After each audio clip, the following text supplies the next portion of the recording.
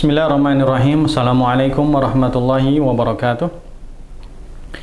Innal hamdalillahi nahmaduhu wa nasta'inuhu wa nastaghfiruh wa nu'minu bihi wa natawakkalu alaihi wa na'udzu billahi min syururi anfusina wa min sayyiati a'malina may yahdihillahu fala mudhillalah wa may yudlilhu fala hadiyalah. Wa asyhadu an la ilaha illallah wahdahu la syarikalah wa asyhadu anna Muhammadan 'abduhu wa rasuluhu la nabiyya ba'dah.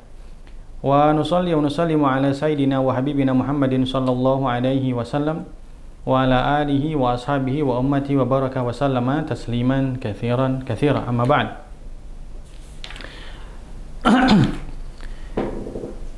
Hadirin yang dimuliakan oleh Allah Subhanahu wa taala, kita bersyukur kepada Allah Subhanahu wa taala yang telah memberikan kepada kita nikmat bisa tetap belajar ilmu agamanya Allah Subhanahu wa taala. Di balik kesibukan kita dengan kegiatan masing-masing, Allah Subhanahu wa taala telah memberikan kepada kita nikmat, yaitu waktu untuk belajar agamanya Allah Subhanahu wa taala. Kajian kita untuk pertemuan kali ini, yaitu pertemuan yang pertama, akan membahas tentang kitab Al-Arba'in An-Nawawiyah. Kitab yang berisi kurang lebih 40 hadis yang disusun oleh Imam An-Nawawi Abu Zakaria Yahya Ibnu Syaraf. Kitab yang kecil seperti ini, 40 hadis, dan bahkan banyak sekali ulama yang nyusun hadis arba'in sebelum Imam Nawawi ataupun setelah Imam Nawawi. Bahkan masa sekarang pun banyak ulama yang menyusun kitab arba'in, kitab berisi tentang 40 hadis. Tapi kalau kita tanya ke masyarakat atau ke pondok atau ke sekolah-sekolah, kalau kita tanyakan kepada mereka, apa yang Anda tahu tentang hadis arba'in, pasti mereka menjawab hadis arba'in An-Nawawi. Mereka mengenalnya adalah hadis arba'in An-Nawawi. Menandakan bahwasanya Imam Nawawi rahimahullah ta'ala memiliki keikhlasan dalam menyusun kitab tersebut, sehingga Allah Subhanahu wa taala terima kitabnya. Bahkan mungkin ulama yang di atas levelnya Imam Nawawi pun menulis kitab arba'in, tapi qabuliyah penerimaan dan penyebarannya tidak sedahsyat kitab arba'in An-Nawawi.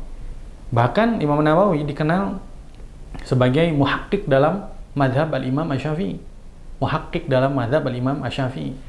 Tapi kita akan menemukan kitab arba'in ini dipelajari di semua mazhab yang ada di dunia. Bahkan yang sering banyak berselisih mungkin di antara mazhab fikih adalah antara Syafi'i dengan Hanafi. Kalau kita tanya di mazhab Hanafi tentang kitab-kitabnya Imam Nawawi, maka mereka mengatakan semua kitabnya Imam Nawawi adalah kitab yang sangat bagus untuk dipelajari. Itu tazkiyah dari lain mazhab Imam Nawawi, yaitu mazhab Syafi'i. Baik, karena subhanahu wa ta'ala, kita akan mulai pembahasan hadis dalam Arba'in An-Nawawi ini. Kita akan mulai dengan hadis yang pertama. Ya. Kita bicara singkat tentang mukadimah Imam Nawawi, latar belakang penyusunan kitab Arba'in Nawawi. Jadi, ada hadis yang mengatakan bahwasanya barang siapa menghafal 40 hadis, maka dia akan dibangkitkan pada hari kiamat sebagai fuqaha dan ulama. Menghafal 40 hadis daripada bagian agama, maka dia akan dibangkitkan pada hari kiamat sebagai fuqaha dan ulama. Ya, bahkan dia akan mendapatkan syafaat daripada Nabi SAW. Imam Nawawi berkata dalam mukadimah kitab Arba'in ini, beliau mengatakan bahwasanya semua ulama sepakat bahwasanya hadis ini adalah hadis yang lemah. Hadis yang lemah. Bahkan tidak bisa dikuatkan walaupun berkumpulnya hadis yang lemah tersebut. Nah, apa yang menjadi sebab Imam Nawawi menyusun kitab Arba'in? Apakah karena hadis yang lemah tadi atau bukan? Kata Imam Nawawi, bukan karena hadis yang lemah tadi. Imam Nawawi menyusun kitab Arba'in adalah iqtidaan, untuk meniru ulama-ulama salaf yang telah terdahulu, yang mana mereka telah menyusun kitab Arba'in. Ada mereka yang menyusun Arba'in dalam jihad, Arba'in dalam wara, arba'in dalam zuhud, arba'in dalam hal-hal bagian agama yang lainnya secara khusus. Nah, Imam Nawawi bukan karena sandaran hadis yang tadi, tapi karena Imam Nawawi ingin meniru mereka yang telah mendahului Imam Nawawi, yaitu ulama-ulama yang terdahulu yang telah menyusun kitab Arba'in. Kemudian niat yang kedua adalah niat untuk menyampaikan ilmu. Sebagaimana sabda Nabi SAW, Allah Subhanahu wa taala akan membaguskan rupa seseorang yang mendengar hadis Nabi SAW, kemudian dia menghafalnya dan dia menyampaikannya. Kemudian hadis yang lain, falyuballighu syahidu minkum al-ghaibah. Hendaklah yang hadir, yang tahu menyampaikan kepada yang tidak tahu. Dalam hadis yang lain dijelaskan bahwasanya selain tadi ballighu anni walau ayah. Sampaikanlah dariku walaupun hanya satu ayat. Nah, sandaran Imam Nawawi menyusun Arba'in karena yang pertama adalah meniru ulama-ulama salaf yang terdahulu, yang kedua karena ingin masuk ke dalam keutamaan yang disampaikan oleh Nabi SAW bagi mereka yang menyebarkan hadis Nabi SAW. Nah, masuk ke hadis yang pertama. Bismillahirrahmanirrahim. Qala al-musannifu al-Imam An-Nawawi rahimahullahu ta'ala fi kitab al-Arba'in.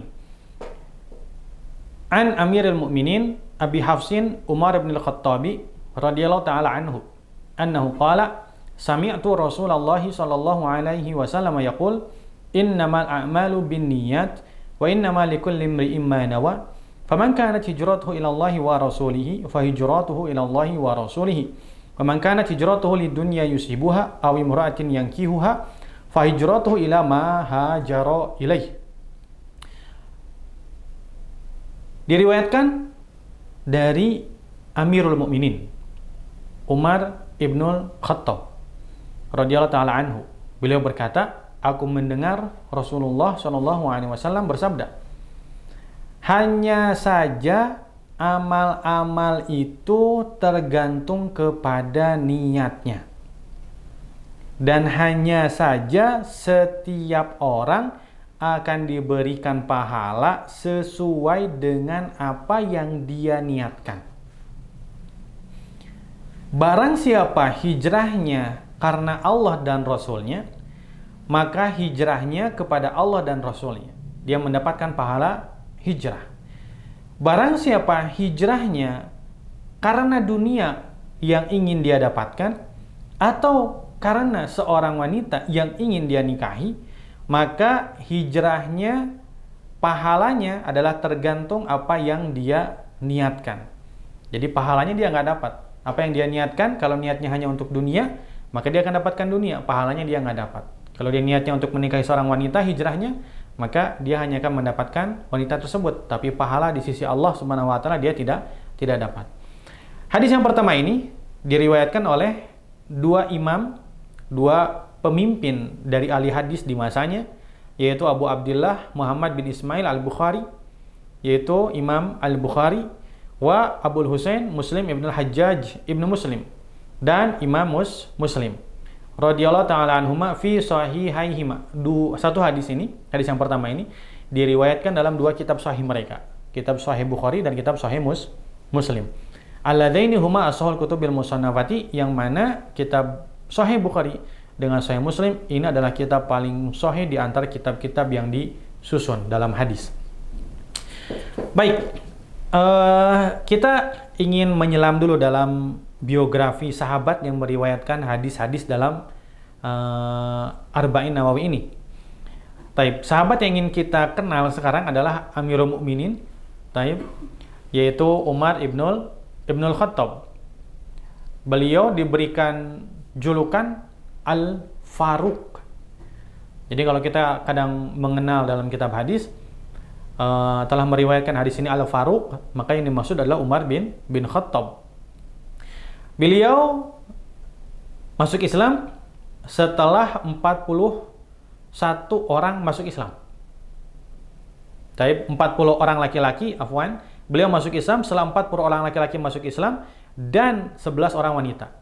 Jadi kalau dari segi laki-laki, berarti Umar bin Khattab ini urutan ke-41. Jadi yang masuk Islamnya urutan ke-41. Kemudian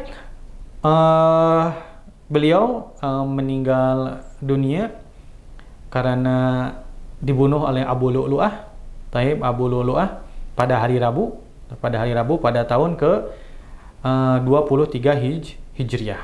Usia beliau waktu itu 63 tahun. Sama dengan usia Nabi SAW ketika wafat dan sama dengan usia Abu Bakar ketika wafat. Maka wajar sepertinya kalau di mana-mana ada Nabi SAW, di situ pasti ada Abu Bakar dan pasti ada Umar.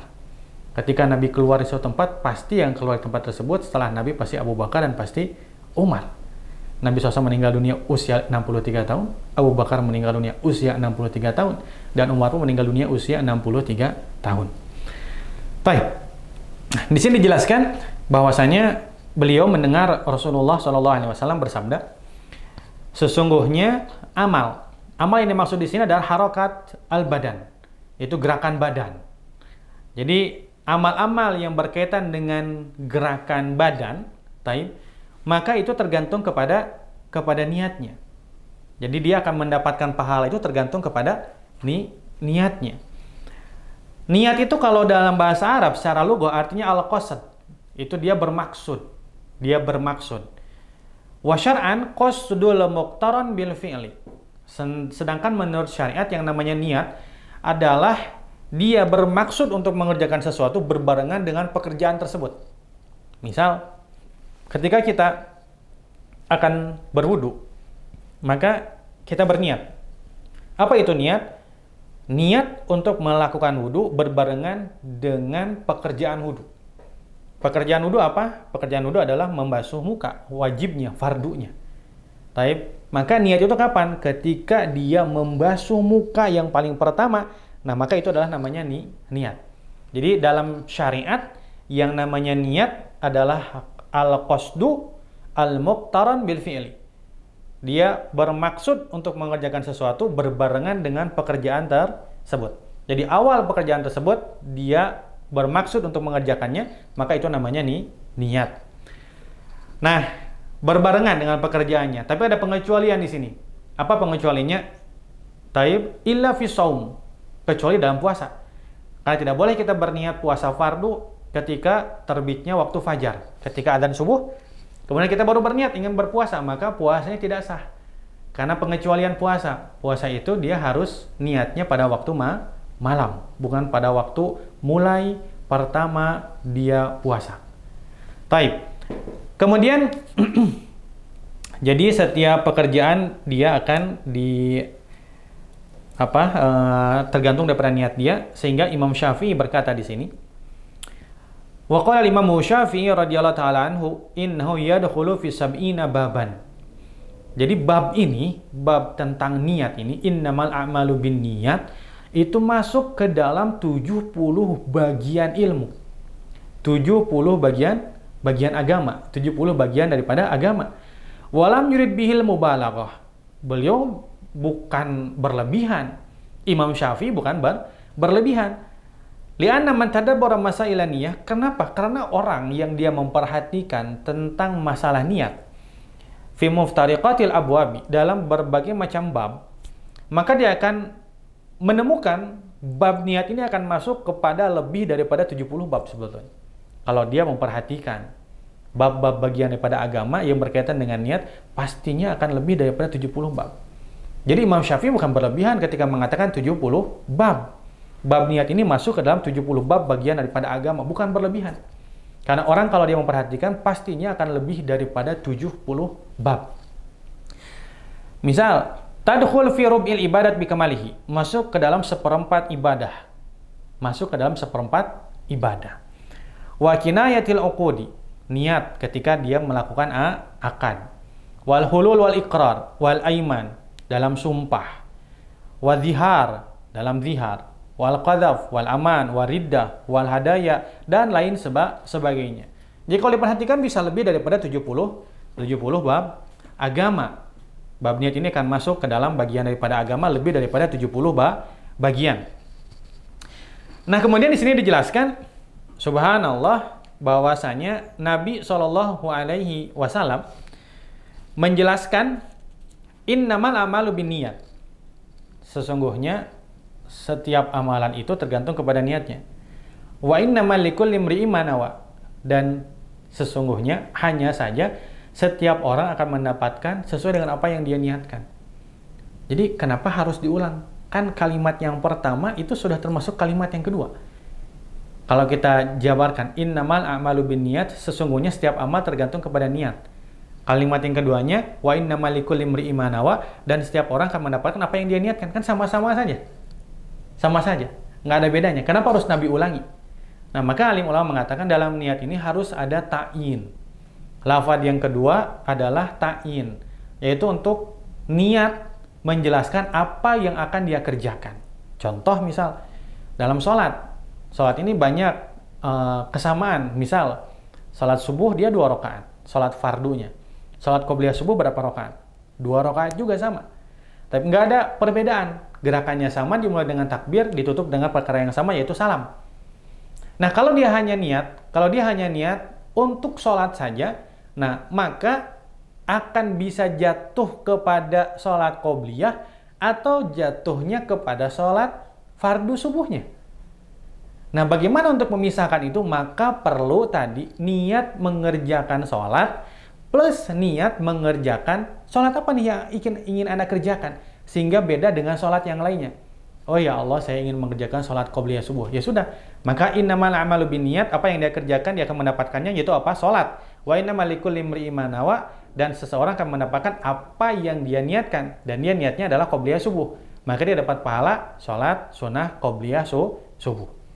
Taib. Kemudian kalau sholat subuhnya bagaimana? Dia niat, ya Allah, saya ingin sholat. Sholatnya apa? Sholat subuh. Nah, maka dia melakukan sholat, niat sholatnya adalah innamal a'malu binniyat, dan niat sholat subuhnya adalah wa innamal likulli imri'in ma nawa. Sehingga Nabi ulangi 2 kali lafaz tersebut untuk menjelaskan. Lafaz yang pertama adalah untuk niat secara umum, lafaz yang kedua adalah penjelasan mengerjakan amalan apa. Ya, sehingga dikatakan oleh ulama artinya itu adalah ta'yin, menjelaskan, penjelasan amal secara terperinci yang dikerjakan. Kemudian selanjutnya yang dibahas adalah faman kanat hijratuhu. Jadi barang siapa yang hijrahnya, yang dinamakan sekarang yang akan kita bahas adalah hijrah. Hijrah itu apa? Hijrah itu artinya secara bahasa meninggalkan. Jadi hijrah itu menurut bahasa meninggalkan. Sementara menurut syariat artinya mufaraqatu daril kufri ila daril Islam khaufal fitnati. Yang dinamakan secara syariat arti daripada hijrah adalah meninggalkan negeri kafir kepada negeri Islam, menuju negeri Islam, khawatir adanya fitnah yang akan menimpa dia di negeri kafir tadi. Dia namanya hijrah itu apa? Dia pindah dari tempat yang negeri kafir, dari tempat negerinya kafir menuju kepada negeri Islam, khawatir akan terjadi fitnah yang menimpa kepada dia. Taib. Kemudian wa haqiqatan mufaraqatu ma yakrahuhu Allah taala ila ghairihi. Secara hakikat yang namanya hijrah itu adalah dia meninggalkan sesuatu yang tidak disenangi oleh Allah Subhanahu wa taala.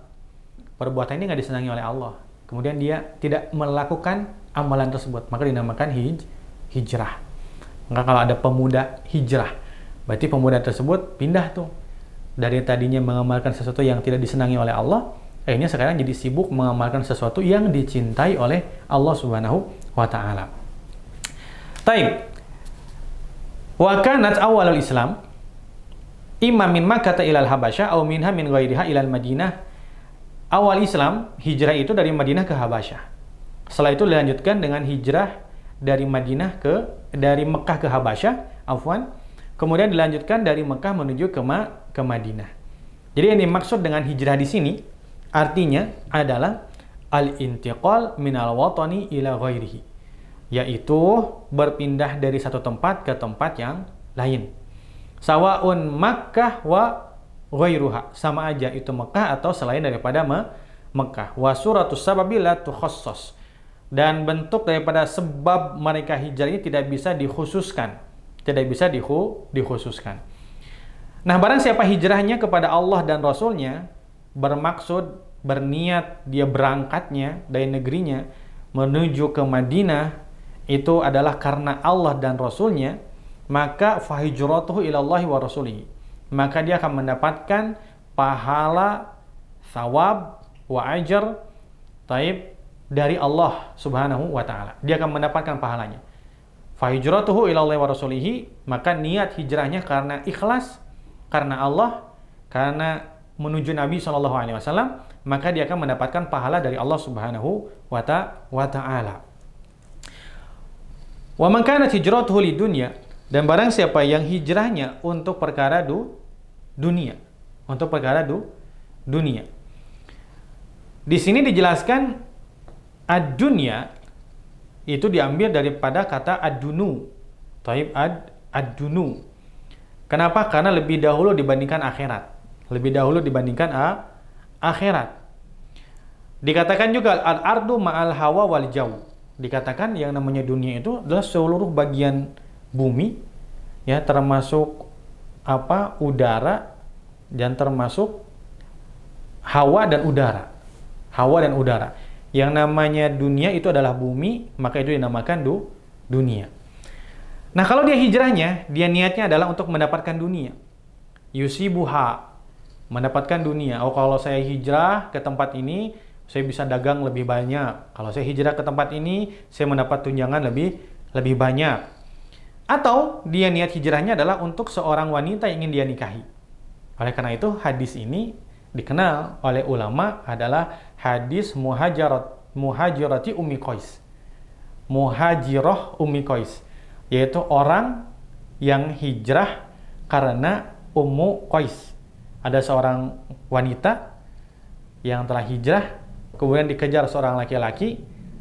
Dia dari Mekah ingin ke Madinah, tujuan hijrahnya hanya ingin untuk menikahi Ummu Qais tadi. Nah, sehingga hadis ini dikenal dengan nama hadis hijrahnya laki-laki yang ingin menikahi Ummu Qais. Jadi hijrah tadi, dia berniat hijrahnya adalah karena dunia yang ingin dia dapatkan dan karena ada wanita yang ingin dia nikahi. Jadi ada kemungkinannya, jadi hadis ini yang berkaitan dengan Ummu Qais tersebut, wa imma li anna Ummu Qais indama li jamaliha malun qasadahuma. Jadi ada kemungkinannya Ummu Qais ini selain ia adalah wanita yang cantik, dan ia pun adalah wanita yang kaya. Sehingga laki-laki yang hijrah tadi, maksudnya dia ingin menikahi Ummu Qais dan ingin mendapatkan keduniaan daripada Ummu Qais. Sehingga disatukan dalam hadis ini. Faman kanat hijratuhu lidunya yusibuha aw imra'atin yankihuha. Jadi kalau dia berniat hijrahnya karena dunia yang ingin dia dapatkan dan wanita yang ingin dia nikahi, disatukan. Jadi ada kemungkinan Ummu Qais ini selain dia wanita yang cantik, nah ia pun adalah wanita yang kaya raya. Fahijratuhu ila ma hajara ilaih. Maka dia akan mendapatkan tujuan hijrah dia. Tujuannya untuk apa? Tujuannya untuk harta. Ya sudah, dia akan mendapatkan harta. Tapi pahala nanti di akhiratnya Allah dia nggak dapatkan. Tujuannya untuk apa? Untuk menikahi seorang wanita. Ya sudah, selesai. Maka dia selesai daripada hijrahnya, dia akan dapatkan wanita tersebut sesuai dengan niatnya. Tapi pahala hijrahnya dia nggak dapatkan. Al-hijratu tahdumu ma qabla al-hijrati. Jadi hijrah ini pahalanya dia bisa menggugurkan dosa-dosa yang dilakukan sebelum hijrah. Dosa-dosa yang dilakukan sebelum hijrah dihapuskan oleh Allah karena sebab hijrah. Kalau hijrahnya untuk Allah dan Rasulnya. Tapi kalau hijrahnya untuk tujuan dunia dan wanita tadi, maka dia tidak akan mendapatkan gugurnya dosa tadi. Yang akan dia dapatkan adalah apa yang dia niatkan tadi, yaitu wanita dan harta tersebut. Baik, di sini yang meriwayatkan hadis ini adalah Imam Bukhari dengan Muslim, ya, dalam dua kitab sahih mereka, yang mana di sini dijelaskan oleh Imam Bukhari ada jahum min haitsu infradihi bidikatil istinbat. Jadi kelebihan Imam Bukhari karena dalamnya pengambilan hukum Imam Bukhari, sehingga fikihnya Imam Bukhari itu terdapat dalam judul babnya Sahih Bukhari. Jadi kalaupun kita nggak membaca hadisnya, kalau membaca judul babnya saja kita sudah paham bagaimana fikihnya Imam Bukhari. Nah, adapun Imam Muslim, maka dikhususkan Imam Muslim. Kenapa? Karena bagusnya Imam Muslim dalam penyusunan hadis-hadis Nabi Shallallahu Alaihi Wasallam. Bagaimana jalan-jalan yang berbeda dikumpulkan dalam satu bab, dalam satu tempat. Nah, maka itu adalah kelebihan daripada Sahih Bukhari dan Muslim. Nah, kita akan lanjutkan kepada hadis yang kedua. Hadis yang kedua berkaitan dengan tingkatan agama, Islam, iman, dan ihsan. An Umar radhiyallahu anhu aidan annahu qala bainama nahnu 'inda Rasulillah sallallahu alaihi wasallam dzata yaumin ittala 'alaina rajulun shadidu bayadi thiyabi shadidu sawadi asy'ari la yura 'alaihi atharu safari wa la ya'rifuhu minna ahadun hatta jalasa ila Nabi sallallahu alaihi wasallam fa asnada rukbatayhi ila rukbatayhi wa wada'a kaffayhi ala fakhidhayhi wa qala ya Muhammad akhbirni 'anil Islam fa qala Rasulullah sallallahu alaihi wasallam al-Islamu an tashhada an la ilaha illallah wa anna Muhammadar Rasulullah wa tuqima sholata wa tu'tiya zakata wa tasuma ramadana wa tahujjal baita in istata'ta ilaihi sabila. Dalam hadis yang panjang kita potong-potong dalam terjemahannya. Hadis ini diriwayatkan dari Umar radhiyallahu taala anhu. Beliau berkata, ketika kami bersama Rasulullah sallallahu alaihi wasallam pada suatu hari, tiba-tiba datanglah seorang laki-laki.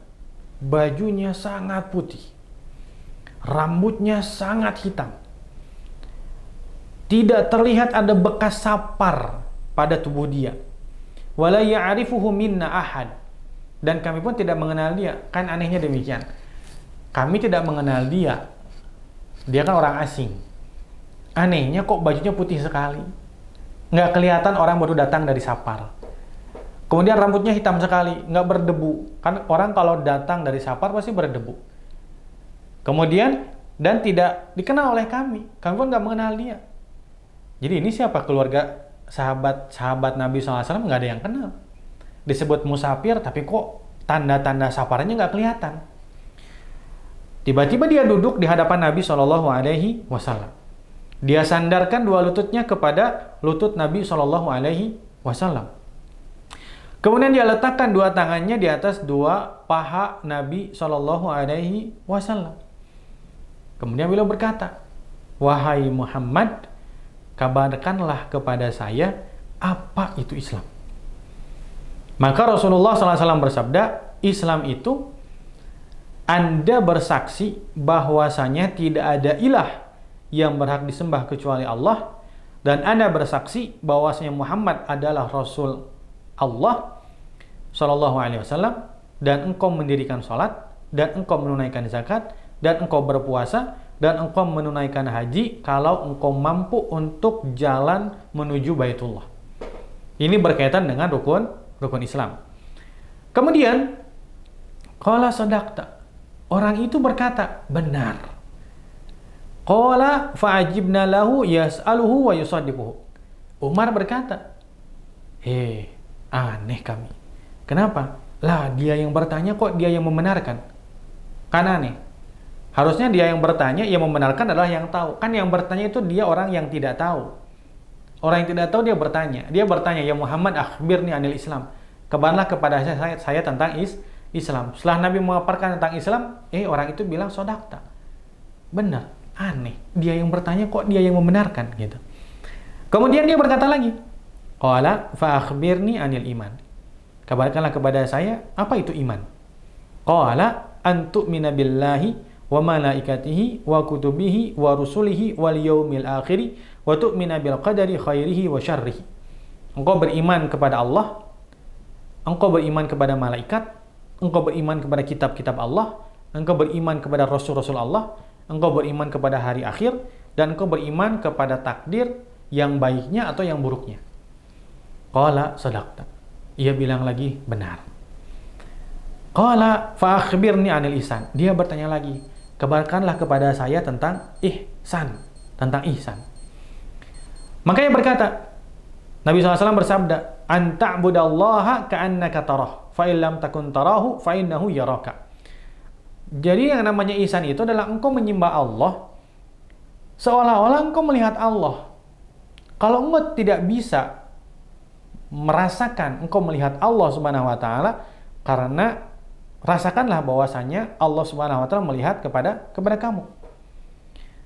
Kemudian dia bertanya lagi, fa akhbirni anisa'ah. Kabarkanlah kepada saya tentang hari kiamat. Nabi SAW bersabda, qala mal mas'ulu anha bi'alam minasail. Orang yang ditanya nggak lebih mengetahui daripada orang yang bertanya. Orang yang ditanya tidak lebih mengetahui tentang hari kiamat daripada orang yang bertanya. Jadi Anda dengan saya sama-sama nggak tahu. Qala fa akhbirni an amaratiha. Kalau nggak tahu tepatnya hari kiamat itu kapan, kalau begitu kabarkanlah kepada saya tanda-tanda munculnya hari kiamat. Nabi SAW bersabda, qala antalidal amatu rabbataha wa antaral hufatal uratal alata ri'a asyaiyata tawaluna fil bunyan. Engkau akan melihat nanti, tanda daripada nanti hari kiamat akan muncul adalah seorang hamba saya, dia akan melahirkan majikannya. Seorang hamba saya akan melahirkan majikannya. Kemudian engkau akan melihat orang yang tidak punya alas kaki, kemudian orang yang miskin, orang yang telanjang, ri'a asyai, penggembala kambing, dia berlomba-lomba dalam meninggikan bangunan. Orang miskin berlomba-lomba meninggikan bangunan. Orang kampung berlomba-lomba meninggikan bangunan. Tsumman talaqa. Kemudian orang itu pergi. Falabitha maliyan. Dan dalam riwayat disebutkan falabitha atau falabithu. Kemudian kami diam. Saya duduk, saya diam kurang lebih 3 hari. Tsumma qala. Setelah sekian lama, Nabi SAW bersabda, ya Umar, Umar, atadri manisail? Kamu tahu siapa tadi yang bertanya? Qultu Allah wa rasuluhu a'lam. Allah dan Rasul yang lebih tahu. Qala fa'inahu Jibril atakum yu'allimukum dinakum. Dia adalah malaikat Jibril yang datang kepada kalian khusus untuk mengajarkan kepada kalian agama kalian. Baik. Pembahasannya sekarang ini adalah berkaitan dengan belajarnya malaikat Jibril kepada Nabi SAW. Dikatakan di sini seorang pelajar dan seorang pengajar. Pelajar di sini adalah malaikat Jibril yang bertindak seperti seorang pelajar karena dia bertanya. Pengajar itu adalah Nabi SAW. Bagaimana duduknya seorang pelajar kepada pengajar? Maka dikatakan duduknya adalah dua lututnya itu ditempelkan kepada dua lutut pengajar. Ya, tidak mungkin akan menempelkan dua lutut kecuali duduknya dengan cara duduk iftirosh. Bukan cara duduk bersila. Dengan cara duduk iftirosh. Maka dikatakan cara duduk seorang pelajar yang beradab dan duduknya iftirosh. Duduknya iftirosh. Sebagaimana duduknya malaikat Jibril di hadapan Nabi SAW. Kemudian kita akan membahas tentang bagian daripada Islam. Ketika malaikat Jibril bertanya kepada Nabi SAW, akhbirni anil Islam, maka Nabi menjelaskan tentang Islam. Maka dikatakan Islam itu kalau secara bahasa Islam artinya at-ta'atu wal inqiyad. Islam itu artinya ketaatan dan kepatuhan. Jadi kalau Anda Muslim, Anda harus taat dan patuh. Itu namanya Muslim. Jadi kalau Anda mengaku Muslim tapi Anda masih tidak mau taat, maka Anda kalau dari segi bahasa itu bukan Islam. Karena yang namanya Islam itu dari segi bahasa, yang namanya Islam itu adalah taat dan patuh gitu.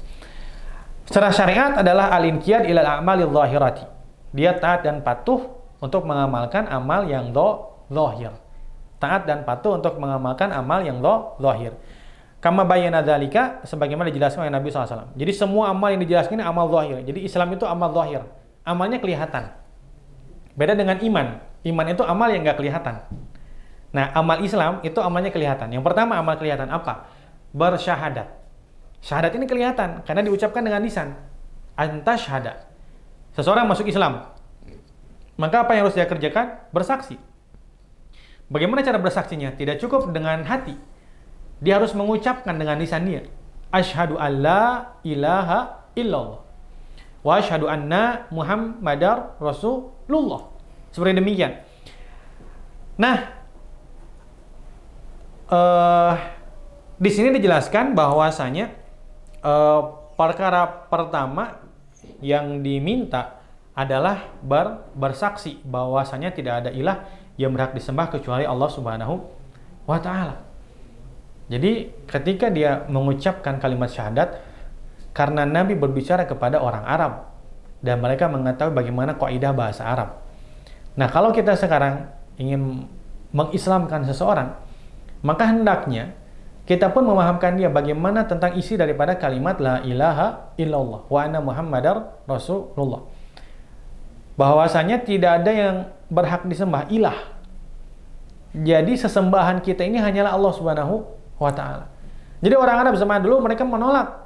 Mereka yang mensyirikkan Allah Subhanahu wa taala, orang musyrik menolak untuk mengucapkan kalimat la ilaha illallah. Kenapa? Karena isinya menafikan segala macam yang disembah. Mereka ingin menyembah Allah tapi ingin menyembah berhala mereka juga. Nah, ini nggak bisa karena harus dinafikan semua sembahan kecuali dia hanya boleh menyembah Allah Subhanahu wa taala. Kemudian setelah itu dia bersaksi bahwasanya Nabi Muhammad SAW ini ada utusan Allah Subhanahu wa taala. Setelah dia bersaksi, maka yang kedua adalah dia mendirikan sholat. Dia mendirikan sholat. Anal inqiyad lahu aqallu wa huwa hadza. Taib, ketaatan dan kepatuhan tadi kepada Allah Subhanahu wa taala itu minimalnya itu adalah tadi. Dia bersaksi tidak ada ilah kecuali Allah Subhanahu wa taala. Dia bersaksi bahwasanya Nabi sallallahu alaihi wasallam adalah utusan Allah Subhanahu wa taala dan dia mendirikan salat. Wa hiya lughatan, salat ini secara bahasa artinya adalah doa. Dan secara syariat adalah aqwalun wa af'alun ghaliban mufattatahatan bitakbir wa mukhattatamatan bitaslim. Salat ini secara syariat adalah satu amal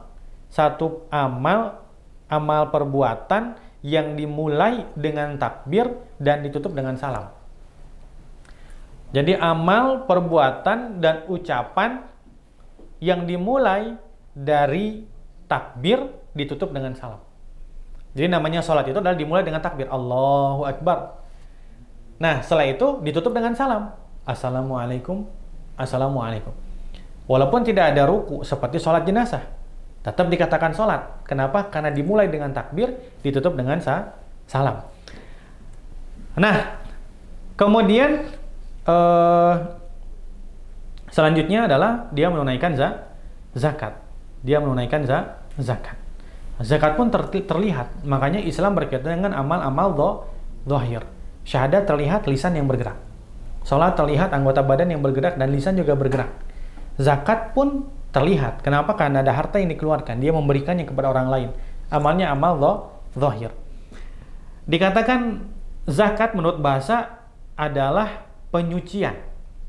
An-nama bisa penambahan dan bisa adalah penyucian, pensucian. Dan wa syar'an ismun lil mukhraj minal mal. Secara syariat, zakat itu adalah nama bagi sesuatu yang dikeluarkan daripada harta. Nama dari sesuatu yang dikeluarkan daripada harta. Maka namanya zakat. Dan diambil ketika nisabnya sudah sampai.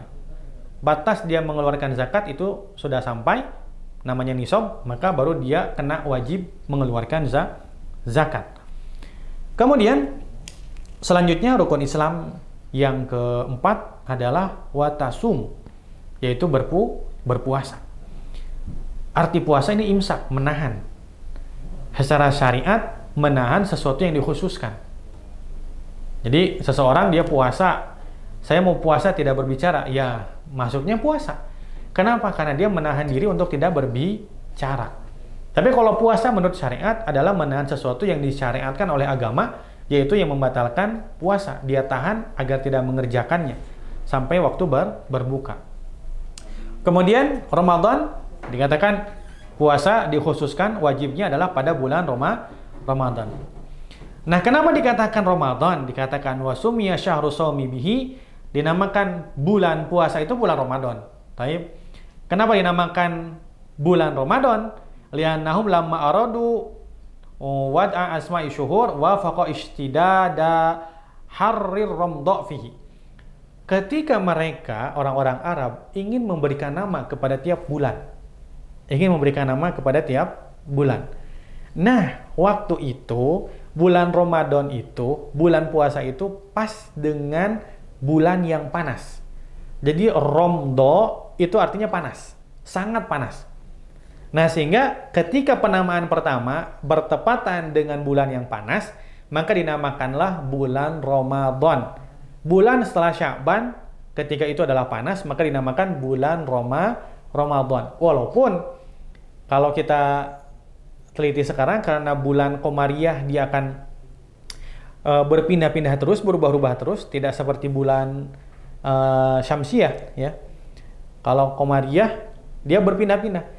Jadi kadang terjadi bulan puasa pada musim panas dan bisa terjadi bulan puasa pada musim dingin. Tapi namanya tetap bulan Ramadan, artinya panas. Kenapa? Karena ketika penamaan pertama kali bertepatan dengan bulan yang sangat panas. Kemudian selanjutnya rukun Islam yang kelima adalah berhaji ke Baitullah. Ketika dia mampu untuk berhaji ke Baitullah. Apa itu tariqan? Taib, jalannya aman. Biantajida zadan, kemudian dia memiliki zat, bekal. Warahilatan, dia memiliki kendaraan. Bisyurutihi ma'al muqarrarati fi mahaliha. Dengan syarat-syarat yang dijelaskan dalam kitab fikih. Jadi itu yang berkaitan dengan rukun Islam. Kaitannya adalah dengan amal-amal zahir. Taib, syahadat diucapkan dengan lisan dan terlihat. Kemudian sholat dengan amal perbuatan, dengan amal seluruh anggota tubuh, juga dengan lisan, terlihat dia sedang sholat.